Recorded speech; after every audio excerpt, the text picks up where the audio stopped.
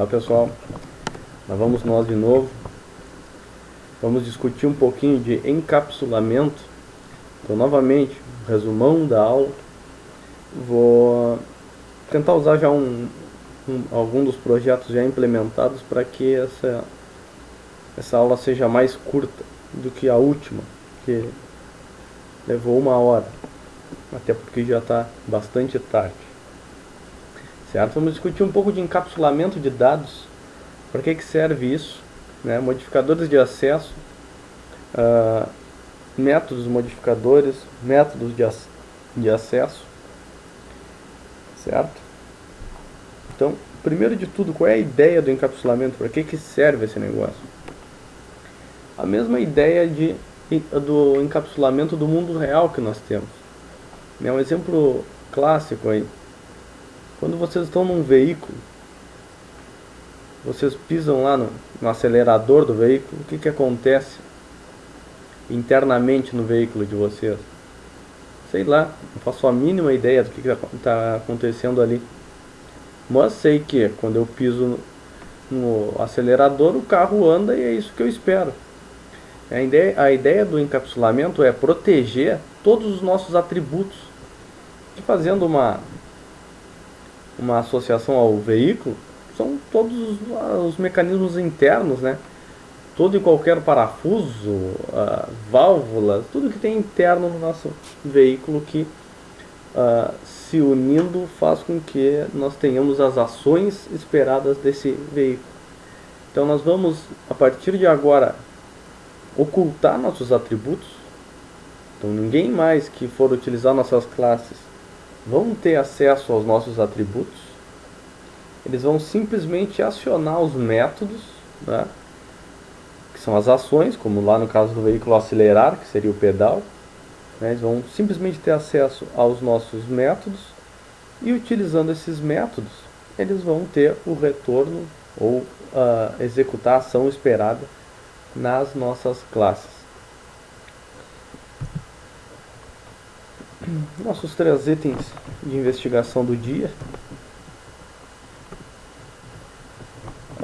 Até agora, nós não trabalhamos com nenhum tipo de visibilidade nos nossos atributos. A gente simplesmente declara lá que são aquelas variáveis que ficam verdinhas, digamos assim. Então a gente usa a visibilidade default do nosso atributo. Nós não declaramos nenhum tipo de visibilidade. No momento que nós deixamos ele com essa visibilidade default, os atributos declarados dentro de uma classe, eles só são visíveis por classes que estão no mesmo pacote que a classe que nós implementamos. Então, no caso do nosso cachorro, os nossos atributos estão default, ou com visibilidade de pacote. Eu só posso acessar eles, como eu acesso aqui, deixa eu ver se nosso cachorro, nosso carro, esse é o nosso carro, está menorzinho. Ou pode ser o cachorro. Então eu vou vir para essa outra aula aqui, que é onde está o cachorro. Deixa eu fechar um pouco de coisa aqui. Ó. O nosso cachorro tem uma série de atributos, e esses atributos estão com visibilidade default. Eu não declarei nenhum tipo, como um public, um private, que são as outras visibilidades que nós temos ali. Daqui, da minha principal,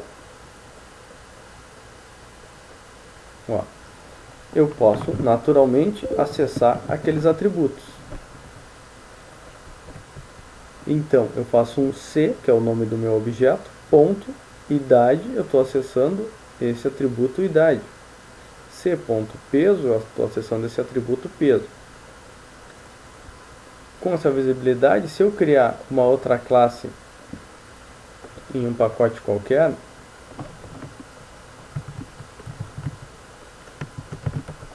aqui, aula teste.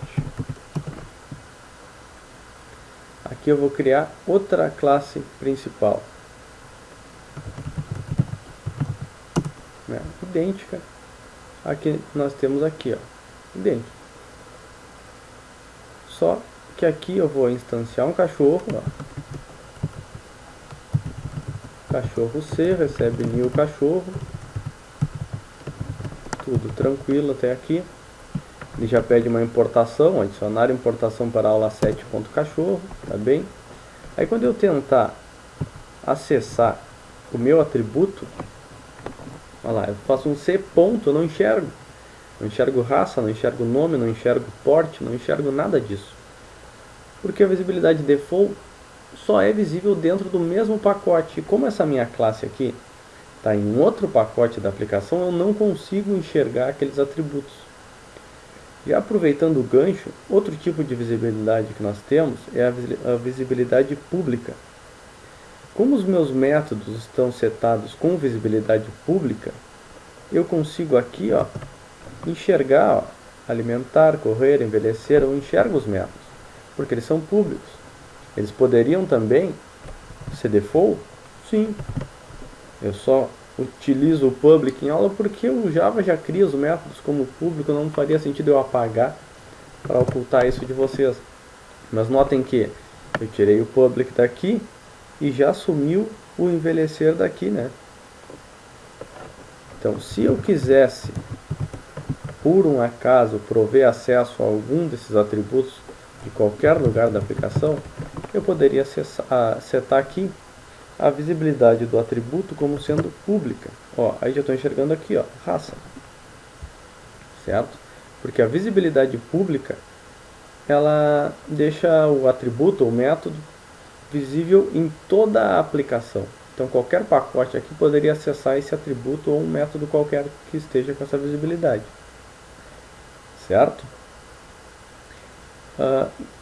A outra visibilidade que nós temos é a visibilidade private, certo? Com a visibilidade private, esse atributo aqui, ele passa a ser visível apenas na nossa classe onde ele foi declarado. No caso, nossa raça agora só é visível no cachorro. Qualquer outra classe não enxerga. E por isso nós já estamos com um erro nessa classe aqui, porque onde eu faço esse acesso aqui, olha que ele já me diz, raça tem acesso privado em cachorro. Então eu não posso mais fazer esse acesso aqui. E é assim que nós vamos trabalhar a partir de hoje. A outra visibilidade é a protected. Nós não vamos nos aprofundar nela porque ela tem a mesma visibilidade que a default, porém ela também é visível em classes que estendam a classe onde ela está declarada. Isso entra no conceito de herança que nós não vamos explorar agora, então vamos deixar esta visibilidade em stand-by por enquanto. A partir de hoje, para não dizer que em todas, eu quero em aproximadamente 99% das classes que vocês implementarem, que vocês utilizem os atributos de vocês com visibilidade private. Nós não queremos mais prover acesso aos nossos atributos. Nós não queremos que ninguém enxergue os nossos atributos. Eles vão invocar métodos, vão utilizar métodos, e é isso. Eles vão invocar ações, e essas ações vão manipular os nossos atributos, sem interessar ao invocador como isso está acontecendo. Ok? Então, a partir de hoje, sempre atributos privados e os métodos, em boa parte ainda públicos, mas conforme a gente for avançando na unidade, vocês vão ver que vamos pensar mais em quando criar esses métodos públicos, quando criar métodos privados, Nem sempre nós queremos que esses métodos sejam acessados por outras classes. Daqui a pouco vocês querem criar um método só para uma validação interna da classe, não tem por que deixar esse método visível para qualquer um, então criamos métodos privados, certo? Aí, gente, observem aqui, já está dando erro em tudo, né? Que beleza. Aí vocês vão fazer o seguinte, Vocês vão fazer o seguinte: se vocês quiserem prover acesso aos métodos de vocês vocês vão fazer o seguinte, né? Eu não costumo ensinar isso aqui nas primeiras aulas, mas nós temos que ter métodos get e set, tá? Que são métodos que provém acesso ou modificação dos atributos. Então vamos dizer que vocês queiram criar um método para que alguém possa alterar a raça do cachorro de vocês. Então nós vamos criar um método que não tem retorno. Eu quero fazer uma alteração, não tem por que eu dar retorno de uma alteração. Esses métodos seguem um padrão de implementação, certo? Que vai ser o set. Mesmo, lembra que nós vimos agora há pouco, na última aula, set text nós tínhamos?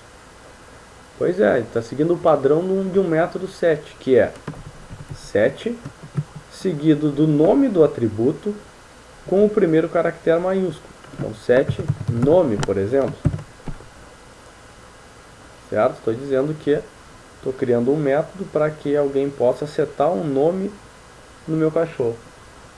Quem for setar o nome vai me dizer qual é o nome que quer colocar.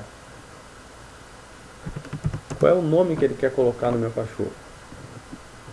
Assim que ele me passar esse nome, eu vou colocar aqui que esta variável aqui recebe o nome que está sendo passado aqui. Eu posso dizer isso da seguinte forma. Se formos pensar, seria algo assim, ó, nome recebe nome. Mas as duas variáveis têm o mesmo nome. E disse que essa variável aqui, esse nome, está sombreando o campo da nossa classe. Então, eu não consigo visualizar, dizer que este nome recebe este nome aqui. Ambos os nomes estão enxergando só esse cara aqui. Para que eu possa acabar com esse sombreamento de campos, eu posso usar a palavra-chave this. Eu chamo this, ó, e aí eu consigo enxergar todos os atributos da minha classe lá em cima. Observem que já ficou verdinho aqui, né? Porque está fazendo uma referência a este cara aqui. E este daqui que eu não usei o this, está fazendo referência à minha variável local que está chegando aqui. Poderia simplesmente fazer isso aqui, seria um método set, certo? Mas aí a pergunta que fica é a seguinte, ó. Bom, antes disso, vamos criar o método de acesso. Mesma coisa, lembrem do JLabel lá da aula passada. Nós tínhamos o setText e o getText. Aquele getText fazia o que? Ele retornava a string que era o conteúdo do JLabel. Aqui é a mesma coisa. Se lá ele retornava a string, aqui ele também tem um retorno. Esse retorno vai ser sempre o tipo do atributo que vocês estão provendo acesso. Nesse caso do nome, ó, o atributo é um string, então o retorno dele também é um string. Padrão do método mesmo, só que em vez de set, agora get. Get nome.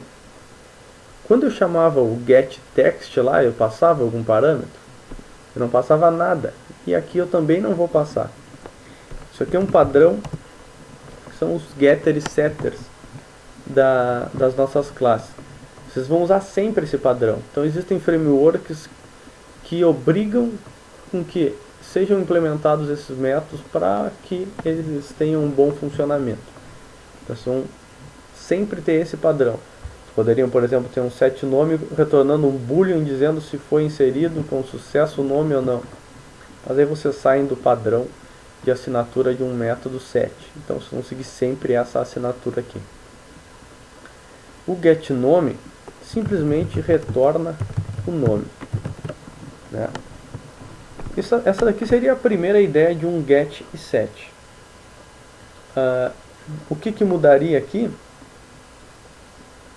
Quando alguém tentasse setar um nome em um cachorro, ele não pode mais fazer um c.nome. Ele vai ter que fazer um c. e chamar o método que faz isso daí, que é o método setNome. E aí eu passo para o método setNome a leitura do teclado com o nome a ser inserido. Aí eu desabilito esse cara aqui. Aí a pergunta: Faz algum sentido esses métodos getters, setters dessa forma aqui?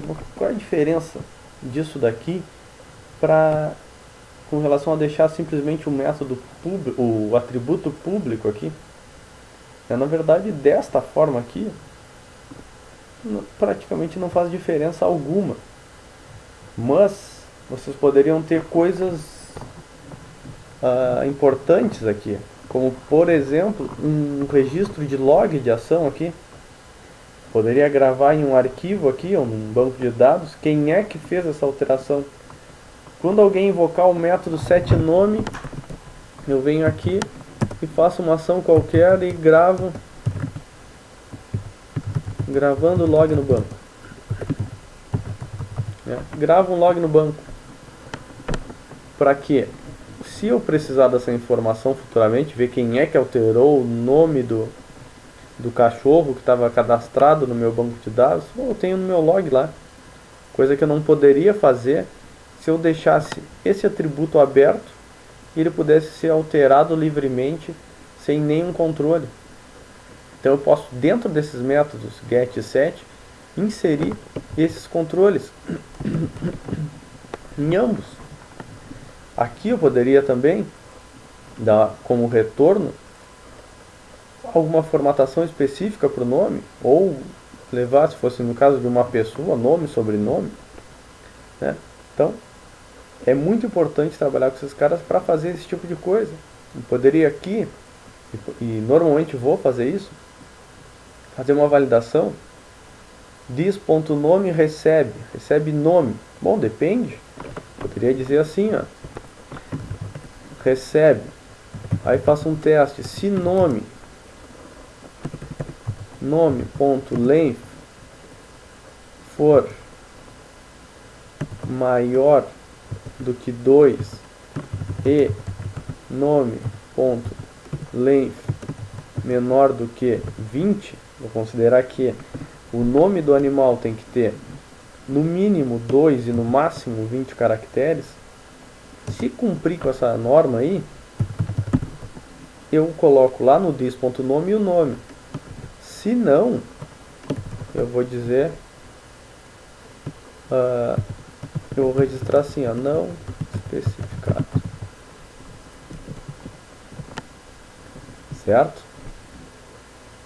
Aí eu tenho também uma validação que eu posso utilizar, por exemplo, para não estourar campo. Daqui a pouco eu tenho lá no meu banco de dados que o nome não vai ter mais do que 20 caracteres. Então eu tenho que controlar isso aqui já para quando chegar lá no banco de dados não chegar nenhum atributo com mais, nenhum campo com mais de 20 caracteres. Isso é importante. Então, se vocês querem prover acesso a todos os métodos de vocês, vão ter que fazer get e set para todo mundo. Eu não costumo ensinar isso no início de aula, mas vocês têm atalhos no NetBeans que sinceramente eu não recomendo o uso até que vocês tenham certeza do que vocês estão fazendo. Vocês têm aqui, ó, Alt Insert, vocês têm Getter e Setters aqui.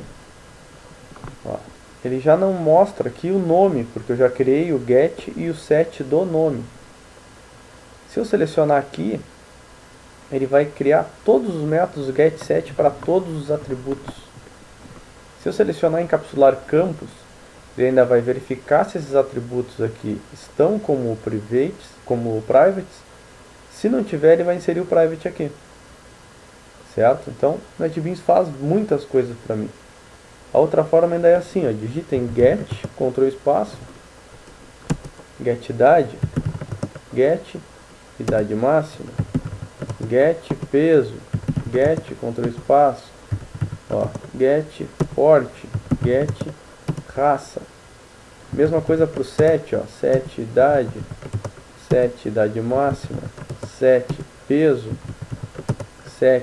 máximo, set porte, set raça. Né? Claro que dessa forma aqui estão todos os get e set sem nenhuma validação. Então Então vocês teriam ainda que implementar as validações e ainda verificar se realmente precisam ser esses métodos aqui públicos. Um pouco, vocês não vão querer métodos públicos. Por exemplo, um método que seta um CPF. Vocês não precisam que esse método esteja sempre público. Vocês podem setar um CPF na criação do objeto e depois não mais mexer. O CPF é inalterável. Então não tem por que deixar possível que possam manipular isso daí.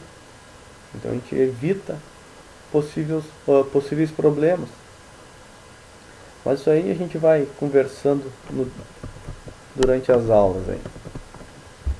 Temos ainda todos os outros métodos implementados, certo? Criamos todos os getSet, vocês vão fazer validações em todos eles, né? Até para exercitar, ok?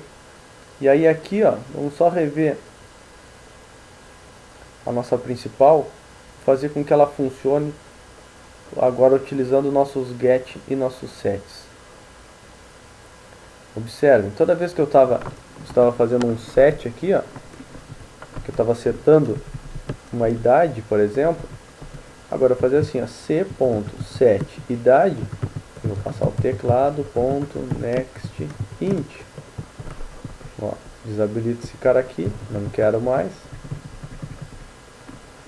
Aí ele vai passar sempre pela validação, se eu botar valores absurdos, então, por exemplo, idade. Idade não pode ser um valor negativo. Não pode ter mais do que 20 anos um cachorro. Então eu vou validar lá no meu set idade para que o this.idade não receba valores absurdos. Eu mantenho a consistência dos meus dados. Isso é muito importante. Digite o nome do animal, ok. O peso, ó, mesma coisa, c.set peso, teclado ponto next double, comento esse cara, mesma coisa no port, c.set port, teclado ponto next line, né? Então aqui, gente, é só para, a ideia aqui é só que esse conteúdo seja um resumo para vocês talvez se localizarem melhor na unidade. Obviamente que não substitui as nossas aulas, onde nós abordamos muito mais coisas. Substitua a raça, a idade máxima, a mesma coisa, ó, sempre através do método set. Teclado ponto next int, tira esse cara, c.set peso máximo. A importância de usar sempre nos get set o nome dos atributos, porque fica fácil da gente invocar sem ter que estar olhando lá os nomes dos métodos e o que eles realmente estão fazendo. Aí aqui, ó, o que se fazia nesse while aqui? A gente testava se a idade do animal era menor que a idade máxima, né, que seria a idade onde o animal morreria de velho, e se o peso era menor do que o peso máximo, que seria a situação que ele morreria de gordo, né? Enquanto a idade dele não ultrapassasse a idade máxima e o peso não ultrapassasse o peso máximo, eu mantinha a execução do meu programa. Só que agora eu não posso mais fazer esse acesso ao meu atributo idade. Se eu quiser saber a idade do animal, quem vai me dizer? Ó, é o método getIdade. Esse método retorna um inteiro que é a idade do animal. Idade máxima, a mesma coisa, ó, getIdade máxima. Peso, a mesma coisa, getPeso, né? Esse projeto tem anexo aí na descrição do vídeo, tá? Caso alguém queira pegar. peso máximo, eu vou dar um get peso máximo, certo? Então eu só readaptei, refatorei o meu código aqui para funcionar da forma agora com os meus dados encapsulados, certo? Isso aqui é só o princípio das coisas. A gente vai obviamente ir melhorando as nossas práticas de codificação. Eu vou executar esse cara. Nós vamos ver que digite a idade do animal. Vou colocar aqui 10. Digite o nome do animal. Eu validei lá o nome para não receber valores com mais do que 20 caracteres. Vou botar aqui, ó. Marley da Silva Sauro da Fonseca Aguiar. Digite o peso. Também poderia validar o absurdo aqui, não ter peso negativo, não ter mais do que 80 quilos. Porte do animal, é um string. Raça. Idade máxima, também validações. Peso máximo, ele tem 15, eu vou botar aqui o peso máximo 25. Aí eu chamo os métodos, posso chamar o verificar status. É que aquele, como ele dispara a outra thread, fica meio misturado as coisas. Quando eu lanço uma mensagem de erro, que é a forma que eu estou apresentando esse textinho em vermelho. Mas tudo bem. Tá aí o status dele, idade máxima, peso máximo. Aqui eu vou verificando a saúde. Eu posso envelhecer meu animal, vou envelhecer ele algumas vezes e vou novamente verificar o status. Ele está com a idade 14, então isso aqui só mostra que continua funcionando a nossa aplicação. E era esse o teste que queríamos fazer. Além disso, olha lá, ó, acabei alimentando ele demais e ele acabou falecendo por obesidade, certo? Deixo como desafio para vocês aí, ó, pegar os nossos métodos de ação do animal, que agora acabamos de implementar os gets e os sets, e vocês pegarem esses métodos que já estão implementados, estão aí no anexo, e vocês passarem a trabalhar com parâmetros aqui. Então envelhecer quanto? Envelhecer 1, 2, 3, 4 anos. Alimentar quanto em gramas? Aí vocês vão fazer com que essa quantia alimentada que está sendo passada por parâmetro seja utilizada para calcular o quanto esse animal vai engordar. Correr, que distância? E essa distância também influenciar na perda de peso do animal de vocês. Certo, gente? Acho que podemos fechar por aqui, essa aqui também. Acho que essa daqui ficou um pouquinho menor. Vocês têm o que exercitar. Na sequência eu disponibilizarei para vocês aí um conteúdo sobre métodos estáticos, bem interessante, construtores e método toString. Ok? Então aguardem. Valeu, gente. Um abraço.